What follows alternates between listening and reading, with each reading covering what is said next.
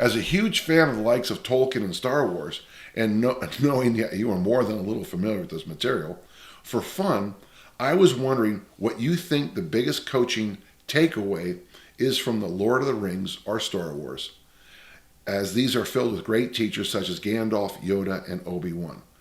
Well, very simple. I got two quick answers for you. The first is the importance of the mentor. Somebody who's been there before. You know, I can remember sitting at lunch one day. We were just sitting at lunch, and Bill Witt and I were sitting there. And the world record holder in the hammer was there, Yuri Sadiq. John Powell, who had the world record in the discus, and Brian Oldfield, who had been the world record holder in the shot put. And Bill and I were sitting there, and I think Ben Tuma might have been there too. And what we were just doing is talking about what makes an athlete elite. And I can remember talking with Bill later on about what a wonderful opportunity we missed for a movie right there, because these guys were dripping wisdom upon us.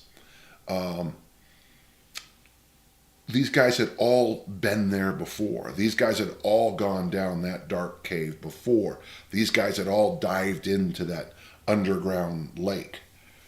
And I think the thing that I get most out of these books is, for example, Obi-Wan, and we don't know it in the first, which I think is still the first two are the best two of the Star Wars. Obi-Wan has been there, done that.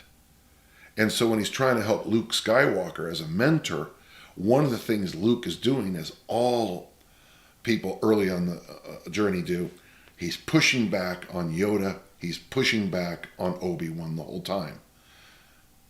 But they'd been there, and he hadn't yet. And of course, the second thing, and I've already alluded to it, is the journey. I do like the work of Joseph Campbell very much, although obviously some people have just abused and destroyed his vision with their own nonsense, but we'll stop there. But the one thing is, you know, and there's 1,000 ways to say it, the journey of 1,000 miles starts with the first step and all that, but folks, it's going to be a journey. You got to walk the walk. One of my favorite scripture verses is Luke 24. It's the journey to Emmaus. And these two people are walking down the street. I've always liked to think of them as a married couple. And all of a sudden this person comes and starts arguing with them, telling them all these things. And they walk the 7 miles to Emmaus.